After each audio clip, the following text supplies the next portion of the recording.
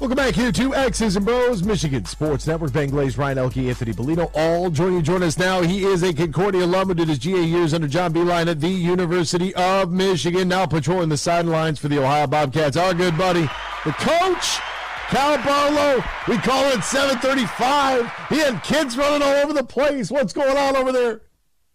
I'm good, man. Apparently on Central Time, too. I mean, you know what I mean?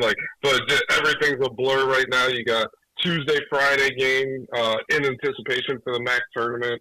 So everything's a blur. It's not Tuesday. It's not Wednesday. It's not Thursday. It's 2 days before a game, day before the game, and game day. That's about all we got right now, Bellino. Wow, March Madness in full effect. Yeah, I forgot everybody's playing Friday, so we really appreciate you taking the time for sure today, the day before a game day.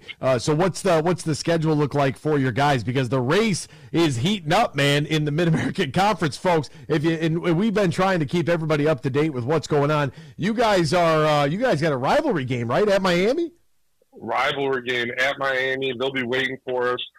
Toledo came in there and won by 30, up 24-2 at one point at Miami. So, you know, I was hoping that Miami would say that maybe take it easy on us. But after that game, you know we were going to get their best shot. We're always going to get their best shot in a rivalry game. But, yeah, things are heating up. Things are pretty locked in now. I think there's only one bid for Cleveland up for grabs, and that's if Western wins, and they got to beat Akron on their home floor, which, as you documented yesterday, Akron losing to Eastern Michigan. How? At home? Yeah, those games are so tough, man. Even us at Buffalo, you know, our guys handled it really well. But if you look at their record, they're 4-26. And the whole week we said they have the most talented player on the floor inside Chapman. They can beat you. And our guys handled it, a business-like mentality, but they still, you know, still something was missing because they tried to convince themselves they could get beat. But then they say they're still 4-26, right? But it's just this time of year, man. It really is. And, you know, Akron, I think, very similar. Eastern has nothing to play for. They cannot get into the MAC tournament. Akron is trying to clinch an outright league championship, right? You would think it would just be, especially at home, you think they would just take care of business. But sometimes those teams with nothing to play for, man, you can get some games. You know, I've been in those games too, lost those games. But if they get a little bit of confidence, Bellino, then you're in for a dogfight the entire night. And as we saw, a tip-in dunk at the buzzer pretty much is what got them. So craziness, man. Anarchy, nope, it's just college basketball according to John Rothstein. I'll tell you what, if you're watching on YouTube, Facebook, if you're watching on BCSN and you just saw me completely miss my mouth with my coffee right there while Coach Barlow was talking, I looked down, I looked up, I waited because there's a little bit of a delay, so I just saw myself. You can literally see the coffee it's not on my chin, I just missed. Like, I don't know. You know, sometimes you can't put the biscuit in the basket. You're going to have a rough night shooting. You got to overcome on the defensive side. Ask Akron about it, right? Yeah, you guys on a league best 5-game winning streak right now, sitting in the third position. So if Toledo and Akron were to both lose and you guys were to win, would it be a 3-way split for the Mid-American Conference regular season? And then how does the tiebreaker work? It would. It definitely would. And so the tiebreaker is just for MAC tournament seeding purposes. And the tiebreaker is your record against the next highest opponent. So Toledo and Akron split. Akron and us split, but Toledo beat us twice. So they're 2-0 against us. So they would get the tiebreaker for the 1 seed. So that's how that tiebreaker works. But can we talk about, since this is conference tournament season, Bellino, can we talk about some of these conference tournaments and the ways that they are? Oh, the West Coast Conference. Let's go right to it. Let's not even be. No. We're going right to the A-Sun, everybody's favorite conference, right? So if you win a game in the NCAA tournament, you get revenue sharing, right? You get revenue sharing just for going. Every conference goes. If you win a game, you get 1 unit, and units are to be decided after the dust settles and they figure out how much money they actually made. So if you win a game, you win a revenue unit, an extra one for your conference. If you win another game, it doubles. If you win another game, it quadruples. I think it's very exponential, which is why, you know, most of the time the rich get richer, right? You get the Big Ten, you get the ACC, you get the Big 12. They're winning a lot of games. They have a lot of teams winning multiple games, therefore giving bigger revenue units. So that being said, these mid-major conferences like the Atlantic Sun, like the MAC, they want to send their best team to the tournament to give them the best shot at getting a higher seed so they can therefore have a best shot in upset. Like the A-Sun, they don't want to be the 16th seed in the tournament because, as we know, traditionally, only twice in the history of the NCAA tournament has a 16 upset won. Oh, who did that? Yeah. Who did that? Who's responsible? We're not going there yet, but follow. I hope you follow. This is a long kind of loop to get to my point. Okay. So a while ago, so that's why the West Coast Conference does what they do, right? Their top two teams get triple buys, damn near. So they only have to win 2 to 3 games to get in the tournament, as opposed to the 5, 6 seeds who would be in the NCAA tournament, probably a 13, 14, 15 seed out of the West Coast Conference, probably maybe even 16. So basically, you want your best teams in. The A-Sun adopted this model a couple of years ago where they said, hey, we do home sites, right? So you're in 1 seed, they get to play through home throughout. But here's what we're going to do. Since there's, I think there's 10 teams, so it's not a perfect 18 bracket. So they're like, okay, we'll have the, 9 and 10 seed or whatever it is in the A-Sun, the last 2 place teams in the league. Yep. They have to play, instead of playing Jacksonville versus, I forget who the other team was. Kennesaw State. Jacksonville. Yes, they have to go play this game at the 1 seed, Eastern Kentucky, who was the best team for 3 months, wrapped up their first regular season title in 30 years. So Kennesaw State versus Jacksonville on Monday at Eastern Kentucky. On Tuesday, Eastern Kentucky plays the winner.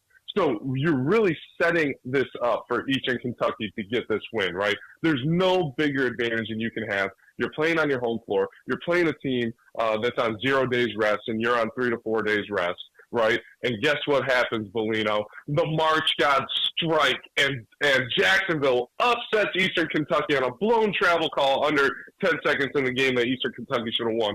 But it's just craziness, man. It's craziness this time of year. As much as you want to give the team an advantage, as much as you think you know what's going to happen, you don't, man. Isn't that why we love this time of year? So, A-Sun, I know you talked about the West Coast Conference the other day. What about the A-Sun madness, man? Where's the love? Where's the love, Bolito? There's no love for the A-Sun because in the A-Sun tournament, they reseed after. So you get 9 and 10, go to number 1, and then you get 7 and 8. 7 is Florida Gulf Coast, and 8 is Queens. Yep. Queens. Who the hell is Queens? Anyways, they'll go to Stetson, winner of that game, right? And Lipscomb will play North Alabama. And then after the second round, the highest remaining seed will play the lowest remaining seed. And then the second highest plays the second lowest. And then that's how they get to their chance. Like you talk about trying to stack the deck in favor of, but exactly what you're talking about. You need those units in the NCAA tournament. We got to get our best team in, which brings me to my ultimate point. And it's, do you want to be the best team for 3 days or the best team for 3 months? And when you are a guy like Kyle Barlow, who has been on teams and has coached teams to be the best team for 3 months and then suffered through heartbreak, but then has also got an absolute heater in Cleveland and that carried them into the NCAA tournament that got them a win against the 1 seed, you understand where we find ourselves at this quandary right now. Absolutely. And, when you look at it, too, when will we learn, Bellino? You go, when will we learn that it's not about the best team for 3 months that necessarily is going to win you a game in the NCAA tournament? When we were the 4 seed and we won the MAC tournament, carried that momentum into the NCAA tournament, beat Virginia, in a single-digit game against Creighton where we were, just down 2 to 3 the whole game, ended up losing free throws in the end. Our team, we felt like we could not lose. And I had you penciled in for the Final Four. Ah, man. And you know what? I didn't think we were going to lose a game, just the way our confidence in our team, the way they were playing. And it just so happened, everybody says you want to be playing your best ball late, right? You want to be playing your best ball late. And there's stretches during the regular season where Akron felt unbeatable. And I'm sure they felt like they couldn't lose.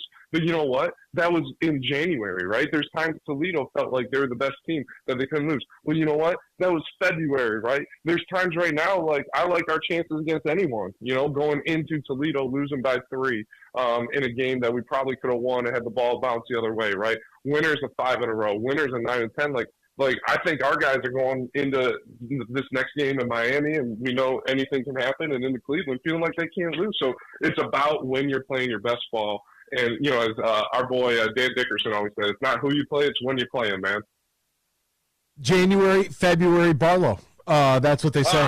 Stop it. That's what they say. Come on. Stop it. Speaking of January, February blank, Michigan State. You know what's funny about the Big Ten as opposed to all of our conferences, the ASUN and the MAC right now?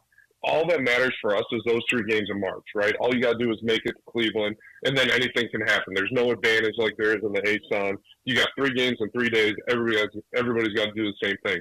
This game last night that Michigan State won in an absolute just rock fight, like that is like a MAC championship game right there, because Michigan State needs that game to continue their NCAA hopes, right? It wasn't do or die necessarily, but if they would have lost that, they would have had a long road ahead. It's just interesting how a regular season game with all the stakes on the line, like when we play Miami, it's a rivalry game, or let's say Buffalo on Tuesday. You know, it's a road game. You want to win. You want to continue this momentum. But we're already in Cleveland, and all you need to do is win 3 games in Cleveland, where Michigan State's like, we cannot lose this game at home. We got all that stands between us and the NCAA tournament is Bowie, who's been a thorn in their side for, 4 years now? Seems like 8. Polino. Ryan, right now, I'm sure he is, if his head hasn't nodded off of his shoulders, he's gone full bobblehead over there. I guarantee it.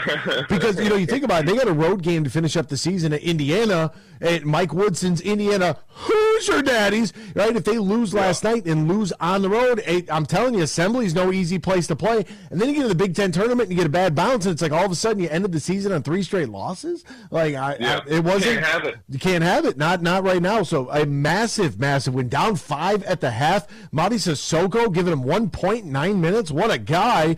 Man, and an active night in the world. And I'm so glad that you're joining us, because I took a lot of flack. Yesterday. We had a very angry listener who did not want to hear about anything about the Pistons game that took place.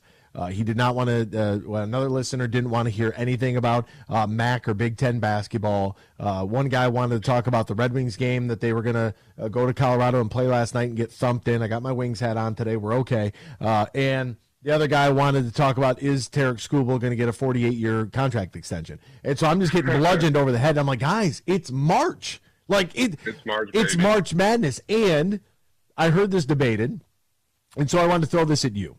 The men's basketball season, right? Obviously, we're different. We're a little bit, obviously you are very invested, and my investment is different than the average person. But college basketball's men's season feels like it was missing some juice this year, and I can't quite figure out why. I don't know if it's NIL and portals. Shout out to Nick Saban.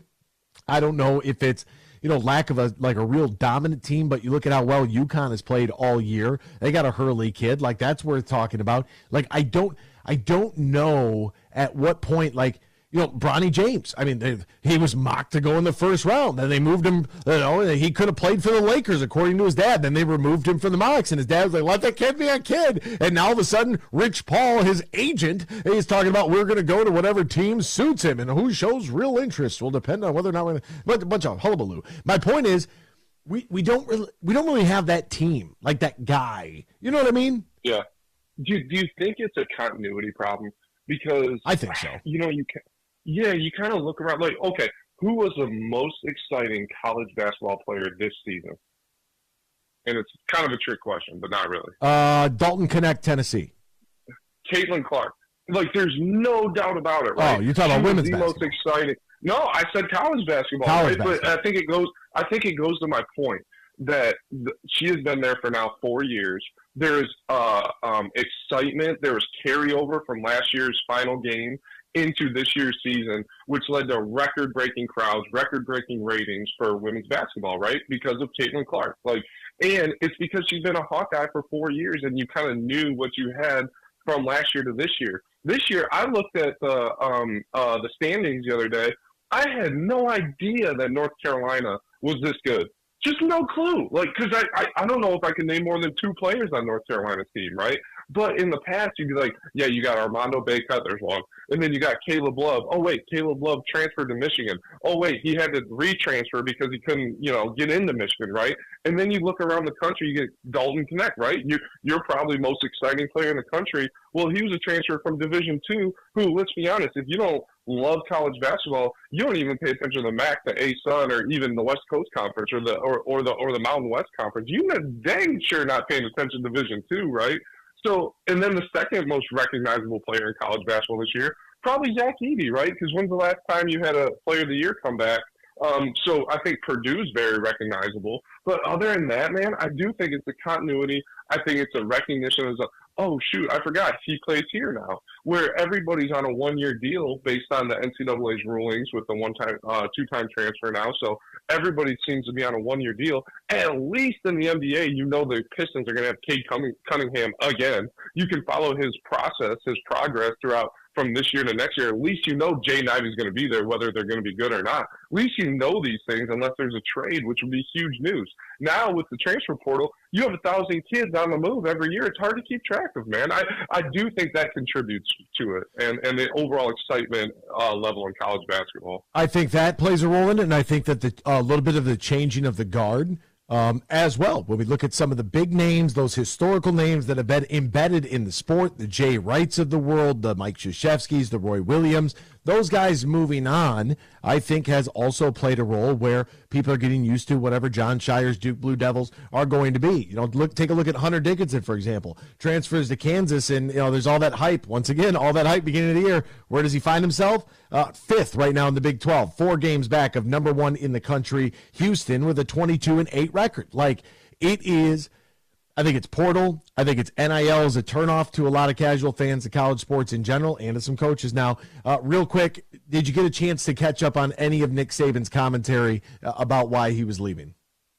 I did. And, at first I was like, oh, is this just sour grapes, right? Is he just being an old crotchety man, get off my lawn type of thing, right? But then you kind of read the whole thing. You read it deeper, and it's like, he said this is the way things are, and I'm not complaining about the way things are. It's just not for me. And I think that's where you get a lot of these, the Jay Wrights of the world, the Roy Williams, right? The Mike Krzyzewski. I think you get a lot of the same type of attitude, man, which I like this comment. It's unfiltered. I think they're genuine, right? And that's the stuff people want to hear, not that, well, it's here now, so we have to deal with it, right? Yeah, I mean, that's kind of the way I pulled away. And, my big shtick earlier today was just about, it was about work ethic, society. I was all over the place, right? So people seem to like it, so that's good. Nobody told me to, to go fly, a kite or anything of that nature. So it is it's an interesting time that we live in. And for all the coaches that have to try to navigate, there are a lot of other jobs people could do. So I'm not saying that you guys don't enjoy and love your jobs. But there are certain frustrations that we'll never know about that you guys are dealing with on a day-to-day basis. He is the coach, Kyle Barlow. Find him on Twitter at KyleBarlow4. Send your kids recruiting tapes there. Good luck in the rivalry game tomorrow night. We'll see you in Cleveland. See ya. There he goes. We'll be back with more X's and Bros. But it's